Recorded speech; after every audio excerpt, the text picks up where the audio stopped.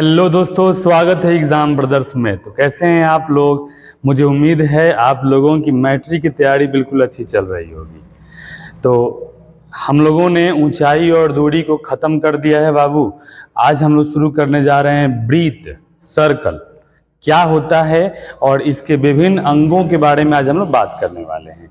तो कॉपी और पेन निकाल लीजिए और आज का हेडिंग दीजिए आप लोग ब्रीथ सर्कल। ठीक है, अब देखिए ब्रीथ होता क्या है। सबसे पहले हम जानेंगे ब्रीथ होता क्या है। तो देखिए ब्रीथ एक समतल आकृति है। समतल आकृति का मतलब ये होता है ना, जिसमें लंबाई और चौड़ाई होती है, जो प्लेन में बनती है। अगर हम एग्जाम्पल के तौर पर अगर बात करें तो रोटी हमारा क्या हो जाएगा? ब्रीथ हो जाएगा। ठीक है, रोटी हमारा क्या है? एक ब्रीथ है। ठीक है, साइकिल का जो चक्का है वो भी क्या हो जाएगा? ब्रीथ हो जाएगा। ठीक है, या फिर रिंग जो अंगूठी जो होता है ना, वो भी क्या है? ब्रीथ है।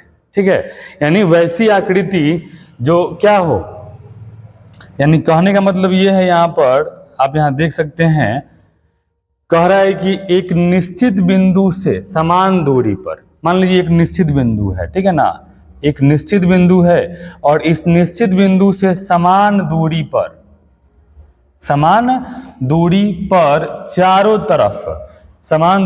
चारों तरफ घिरे हुए तल को हम लोग क्या बोलेंगे? ब्रीथ बोलेंगे। क्या बोलेंगे बाबू? ब्रीथ। यानी कह रहा है ना कि एक निश्चित बिंदु से, ये आपका निश्चित बिंदु हो गया, ठीक है ना, निश्चित बिंदु से समान दूरी पर चारों तरफ घिरे हुए तल को ब्रीथ या सर्कल कहते हैं।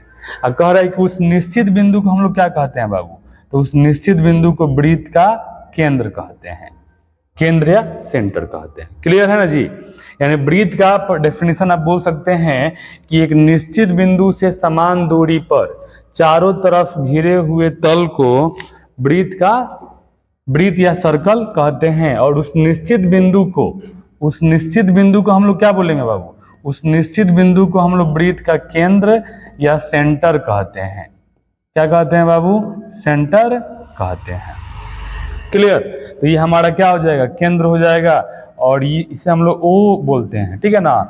और इस समान दूरी को हम लोग त्रिज्या बोलते हैं। क्या बोलते हैं? त्रिज्या। आगे हम लोग बात करेंगे, ठीक है ना। फिलहाल आपको ब्रीथ समझ में आ गया कि एक निश्चित बिंदु से समान दूरी पर चारों तरफ घिरे हुए तल को ब्रीथ या सर्कल कहते हैं और उस निश्चित बिंदु को ब्रीथ का केंद्र कहते हैं। अब आता है परिधि, सर्कमफ्रेंस। देखिए कह रहा है ना कि ब्रीथ को घेरने वाली वक्र रेखा की लंबाई, ब्रीथ को घेरने वाली वक्र रेखा की लंबाई को ब्रीथ की परिधि कहते हैं।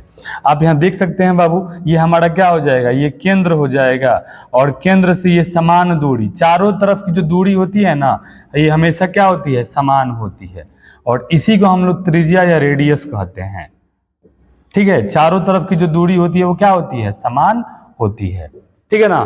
तो यानी एक निश्चित बिंदु से समान दूरी पर चारों तरफ घिरे हुए तल को ब्रीथ कहते हैं। ये बिंदु हमारा केंद्र कहलाएगा। अब कह रहा है कि ब्रीथ को घेरने वाली वक्र रेखा की लंबाई, यानी कह रहा है कि ब्रीथ को घेरने वाली जो वक्र रेखा की लंबाई है ना, यानी इस वाले लंबाई के बारे में बात किया जा रहा है बाबू।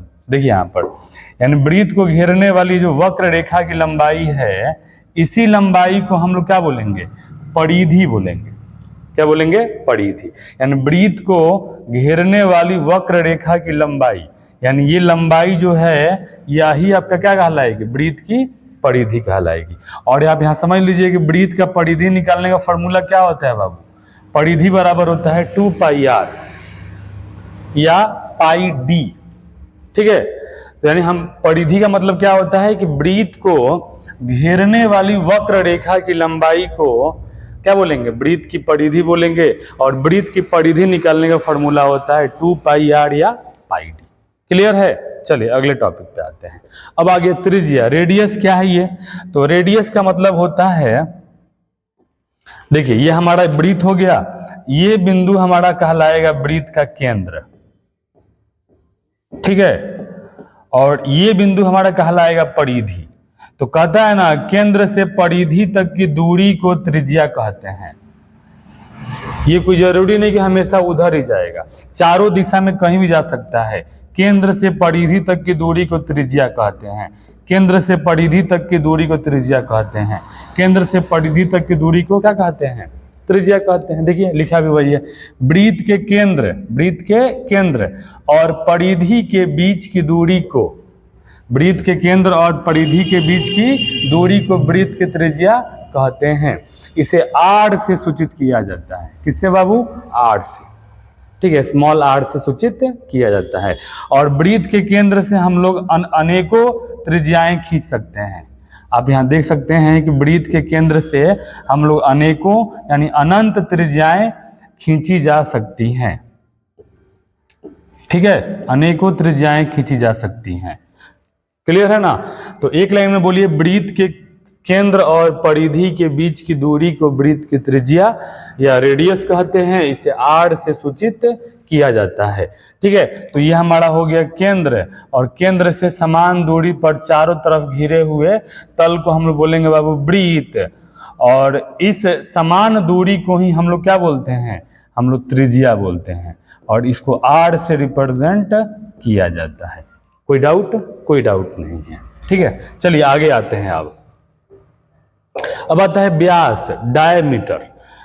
ये कहता है ना, मान लीजिए हमारा वृत्त हो गया, ठीक है, और ये वृत्त का केंद्र हो गया, ठीक है, और ये बताइए बाबू क्या हो गया? ये त्रिज्या, और ये भी क्या हो गया? त्रिज्या। लेकिन आप देख सकते हैं कि ये दोनों त्रिज्या मिलकर वृत्त को दो बराबर बराबर हिस्से में बांट दिया। ठीक है, तो यानी ये दोनों त्रिज्या जब आपस में मिलते हैं ना, और ये वृत्त को दो बराबर हिस्से में अगर बांटते हैं, तो इस पूरे दोनों त्रिज्या को हम लोग क्या बोलेंगे? वृत्त का व्यास बोलते हैं। देखिए यहाँ पे कह रहा है वृत्त को दो बराबर भागों में, वृत्त को दो बराबर भागों में बांटने वाली रेखाखंड को वृत्त का व्यास कहते हैं। इसे डी से सूचित किया जाता है। क्लियर है ना? यानी ये आपका हो जाएगा केंद्र, क्या हो जाएगा? केंद्र ओ, और ये आपका ए हो जाएगा, और ये बी हो जाएगा बाबू। क्लियर है ना जी? आप यहां देख सकते हैं कि ओ ए आपका क्या है? ओ ए, तो ओ ए आपका है त्रिज्या। उसी तरह ओ बी भी बोलिए क्या है? O B. ओ बी भी क्या हो जाएगा बाबू? O B. ओ बी भी हमारा त्रिज्या है। ठीक है ना? तो हम ए बी को ऐसे लिख सकते हैं, क्या बताइए तो? ए बी को, ए से लेकर बी तक की दूरी को हम लोग ऐसे लिख सकते हैं, ओ ए प्लस ओ बी। इन दोनों को जोड़ दें, ए बी बराबर क्या हो जाएगा? ओ ए, अब प्लस क्या हो जाएगा? O B. क्लियर है?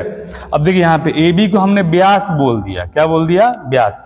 क्योंकि यहाँ पे देखिए कह रहा है कि वृत्त को दो बराबर भागों में बांटने वाली रेखाखंड को वृत्त का व्यास कहते हैं।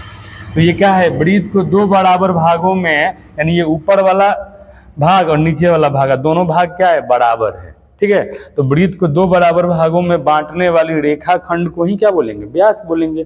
इसको डी से रिप्रेजेंट करते हैं, तो हमारा ए बी यहाँ क्या हो जाएगा? ए बी हमारा व्यास हो जाएगा। बोलिए ओ ए हमारा क्या है? त्रिज्या, प्लस ओ बी भी क्या है? त्रिज्या। क्लियर है ना? तो ये हमारा हो जाएगा डी बराबर R plus R two R. तो बोलिए बाबू व्यास बराबर क्या होता है? 2 गुने त्रिज्या। और यहां से अगर हम ये 2 नीचे कर देंगे तो क्या हो जाएगा? d बटा 2 बराबर हो जाएगा r। तो यहां से r बराबर भी क्या होता है बाबू? r बराबर हो जाएगा d बटा 2। यानी जो त्रिज्या जो होता है ना, वो व्यास का आधा होता है, और व्यास जो होता है वो त्रिज्या का दुगना होता है। क्लियर है? ये दोनों फॉर्मूले हमें बहुत अच्छे से याद रखना है बाबू। क्या? एगो d बराबर 2r, एगो r बराबर d बटा 2। और इससे हमें मालूम चलता है ना कि एक व्यास में 2 त्रिज्याएं होती हैं। यहाँ आप लोग एक बात जान लीजिए कि एक व्यास में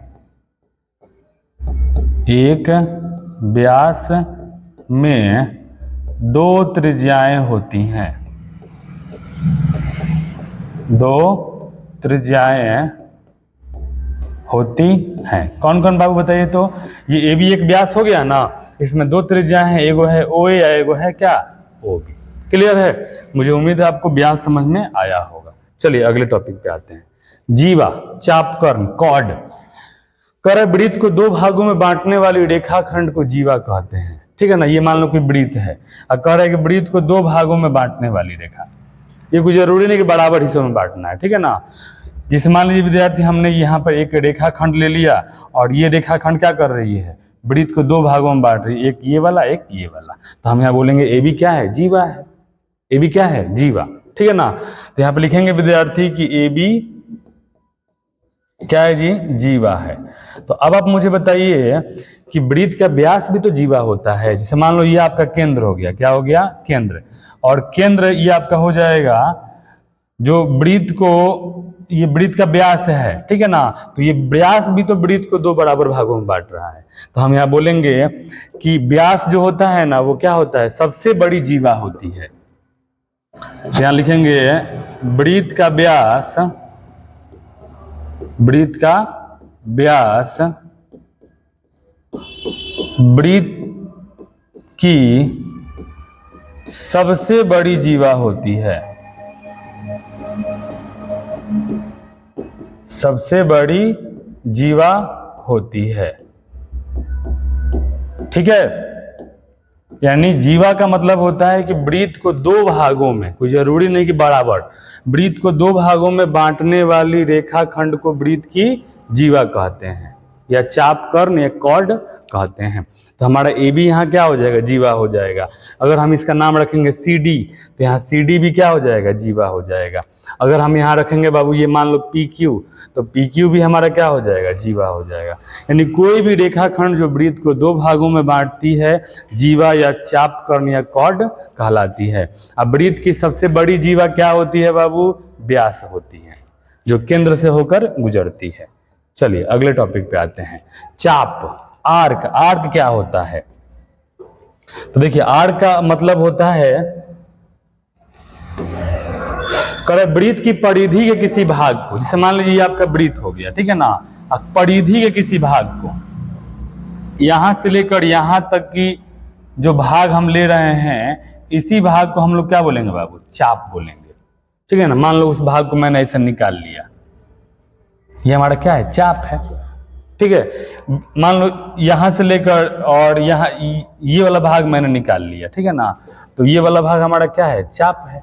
क्या है, चाप। यानी वृत्त की परिधि के किसी भाग को, यानी परिधि के अगर एक छोटा सा भाग अगर होगा तो उसी को हम लोग चाप या आर्क बोलते हैं। क्लियर है बाबू। यानी वृत्त की, जैसे मान लो ये भी आपका क्या हो जाएगा, चाप, ये भी क्या हो जाएगा, चाप, ये भी क्या हो जाएगा, चाप। क्लियर। यानी वृत्त की परिधि के किसी भाग को चाप या आर्क कहते हैं। चलिए अब आता है केंद्र रेखा। क्या आता है जी, केंद्र रेखा। कह रहा है कि यदि कोई दो वृत्त एक दूसरे को काटें तो उन वृत्तों के केंद्रों को मिलाने वाली सरल रेखा को केंद्र रेखा कहते हैं। यहाँ देख सकते हैं कि ये दोनों वृत्त एक दूसरे को काट रहे हैं बाबू, काट रहे हैं ना जी, और दोनों का केंद्र ये है। तो कह रहे हैं कि दोनों के केंद्र को मिलाने वाली रेखा को केंद्र रेखा बोलेंगे। जैसे मान लो इसका केंद्र हो जाएगा ए और इसका केंद्र हो जाएगा बी, तो हम क्या बोलेंगे कि ए बी बराबर केंद्र रेखा, ए बी बराबर केंद्र रेखा। समझ में आया कि नहीं आया बाबू, कि जब दो वृत्त एक दूसरे को काटें तो उन दोनों वृत्तों के केंद्रों को मिलाने वाली सरल रेखा को केंद्र रेखा या लाइन ऑफ सेंटर्स कहते हैं। चलिए अगले टॉपिक पे आते हैं, छेदक रेखा। छेदक रेखा का मतलब होता है सेकंड। क्या होता है जी, सेकंड। अब छेदक रेखा का मतलब होता है ना कि वैसी रेखा जो वृत्त को क्या करती है, दो बिंदुओं पर काटती है। वैसी रेखा जो वृत्त को दो बिंदुओं पर क्या करती है, काटती है। मान लो ये आपका पी हो गया और ये क्यू हो गया, ठीक है ना। तो यदि कोई सरल रेखा वृत्त को दो भिन्न बिंदुओं पर काटती है तो उस रेखा को छेदक रेखा कहते हैं। चाहे ऐसे ही बोल सकते हैं कि वृत्त को छेदने वाली रेखा को छेदक रेखा कहते हैं। यानी वैसी रेखा जो वृत्त को क्या करती है, ऐसे छेदते हुए निकल जाती है, उसी को हम लोग छेदक रेखा बोलेंगे बाबू। क्लियर है ना। चाहे ऐसे ही बोल सकते हैं कि वृत्त को दो बिंदुओं पर काटने वाली रेखा को छेदक रेखा बोलेंगे। तो ये हमारा ए बी भी छेदक रेखा हो जाएगा और पी क्यू भी क्या हो जाएगा, छेदक रेखा। इंग्लिश में इसे सेकंड बोलते हैं बाबू। क्या बोलते हैं जी, सेकंड बोलते हैं।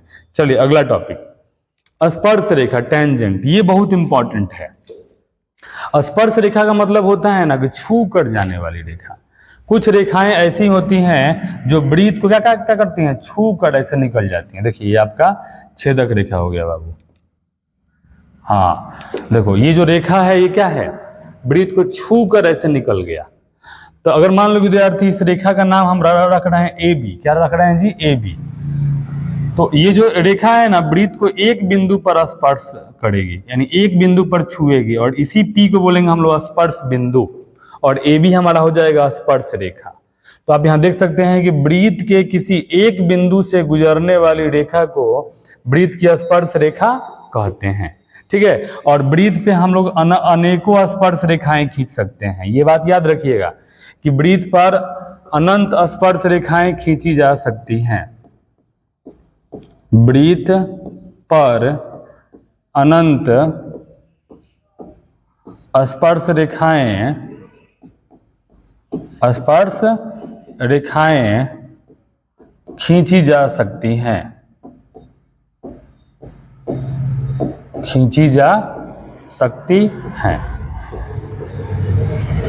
ठीक है। कब वृत्त पर अनंत स्पर्श रेखाएं खींची जा सकती हैं, लेकिन कभी कभी पूछता है ना कितनी समानांतर स्पर्श रेखाएं खींची जा सकती हैं।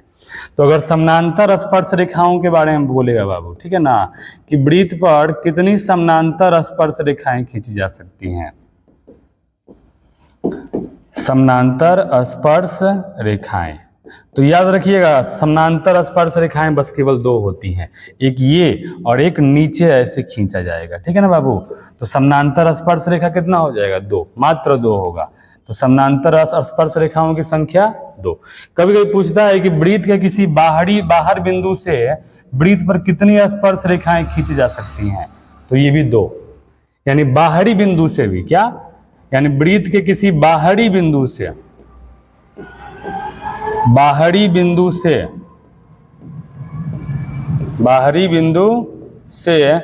स्पर्श रेखा, ये भी दो स्पर्श रेखाएं खींची जा सकती हैं। क्लियर। अगर ऐसे बोलेगा कि वृत्त पर कितनी स्पर्श रेखाएं खींची जा सकती हैं, तो बोलना है अनंत। कह रहा है वृत्त पर कितनी समानांतर स्पर्श रेखाएं होती हैं, तो बोलना है दो। वृत्त पर किसी बाहरी बिंदु से कितनी स्पर्श रेखाएं खींची जा सकती हैं, तो क्या बोलना है बाबू, दो, ठीक है ना। आप यहां देख सकते हैं बाहर से यही ना दो स्पर्श रेखा खींच सकते हैं बाबू। और स्पर्श रेखा का मतलब होता है कि वृत्त के किसी एक बिंदु से गुजरने वाली रेखा। अगर एक बिंदु के अलावा अगर दो बिंदु से गुजर गया तो उसे छेदक रेखा बोलेंगे, उसे हम लोग स्पर्श रेखा नहीं बोलेंगे। और जिस बिंदु से स्पर्श रेखा गुजरती है उसे स्पर्श बिंदु कहा जाता है। आगे हमें मिलने वाला है बाबू। देखिए स्पर्श बिंदु कहता है कि स्पर्श रेखा वृत्त के जिस बिंदु पर मिलती है, कह रहा है कि ना स्पर्श रेखा वृत्त के जिस बिंदु पर मिलती है उसी बिंदु को हम लोग क्या बोलेंगे बाबू, स्पर्श बिंदु बोलेंगे। क्या बोलेंगे, स्पर्श बिंदु, ठीक है। आप यहां देख सकते हैं कि यह हमारा क्या है, ये भी एक स्पर्श रेखा है और ये स्पर्श रेखा वृत्त को एक ही बिंदु पर छू रहा है, तो ये P हमारा क्या हो जाएगा, स्पर्श बिंदु। तो यहां लिखेंगे P बराबर स्पर्श बिंदु। कोई दिक्कत नहीं, मुझे उम्मीद है आपको समझ में आ रहा होगा, ठीक है। क्या, स्पर्श रेखा वृत्त के जिस बिंदु पर मिलती है उस बिंदु को वृत्त का स्पर्श बिंदु कहते हैं। क्लियर। चलिए अगले टॉपिक पे आते हैं। कह त्रिभुज के अंतःवृत्त, ये अंतःवृत्त क्या है भाई, तो कह रहा है कि यदि कोई वृत्त त्रिभुज के तीनों भुजाओं को स्पर्श करे। मान लीजिए एक त्रिभुज हम लेते हैं, क्या लेते हैं बाबू, एक त्रिभुज लेते हैं। मैंने यहां पे एक त्रिभुज ले लिया और कह रहा है कि त्रिभुज के तीनों भुजाओं को स्पर्श करे तो उसे त्रिभुज का अंतःवृत्त कहते हैं और अंतःवृत्त के केंद्र को अंतःकेंद्र कहते हैं। यानी कहने का मतलब यह है ना कि यहाँ पर एक वृत्त ऐसा है जो त्रिभुज के तीनों भुजाओं को छू रहा है, त्रिभुज के तीनों भुजाओं को छू रहा है। ये थोड़ा गड़बड़ बन गया, चलिए कोई बात नहीं।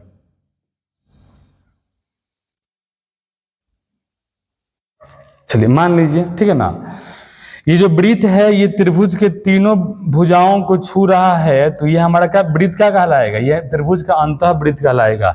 और इसका जो केंद्र होगा ना उस केंद्र को हम लोग बोलेंगे अंतःकेंद्र। क्या बोलेंगे, अंतःकेंद्र। क्लियर बाबू। तो इस त्रिभुज का नाम हम मान लीजिए रखते हैं ABC। तो त्रिभुज ABC का ये जो वृत्त है जो तीनों भुजाओं को टच कर रहा है उसी को हम लोग क्या बोलेंगे बताइए, उसी को बोलेंगे त्रिभुज का अंतःवृत्त। क्लियर है? चलिए अगला टॉपिक है हमारा सकेंद्रीय वृत्त। ठीक है, सकेंद्रीय वृत्त का मतलब होता है ना कि देखिए दो या दो से अधिक वृत्तों का केंद्र अगर एक ही हो तो उन्हें सकेंद्रीय वृत्त कहते हैं। तो यहाँ पे कह रहा है कि देखिए जब दो वृत्तों का केंद्र एक ही हो तो उन्हें सकेंद्रीय वृत्त कहते हैं। आप यहाँ देख सकते हैं बाबू कि इस बड़े वाले वृत्त का भी केंद्र वही है, यही है, और छोटे वाले वृत्त का भी केंद्र क्या है, यही है। तो ये दोनों वृत्त क्या कहलाएंगे, सकेंद्रीय वृत्त कहलाएंगे। यहाँ भी देख सकते हैं आप लोग कि यानी सभी वृत्तों का केंद्र क्या है, एक ही है। इस छोटे वाले का भी केंद्र यही, इसका भी केंद्र यही, बड़े वाले का भी केंद्र यही। तो दो या दो से अधिक वृत्तों का केंद्र अगर एक ही होगा तो उन्हें सकेंद्रीय वृत्त कहते हैं। क्लियर है? मुझे उम्मीद है ये सारे टॉपिक आपको समझ में आए होंगे। ठीक है ना? तो यह था हमारा वृत्त का परिचय। तो इसको आप लोग कॉपी में जरूर नोट करिएगा और इसको 2-4 बार जरूर पढ़िएगा। ठीक है? तो मुझे उम्मीद है आपको ये वीडियो अच्छा लगा होगा। थैंक यू, धन्यवाद।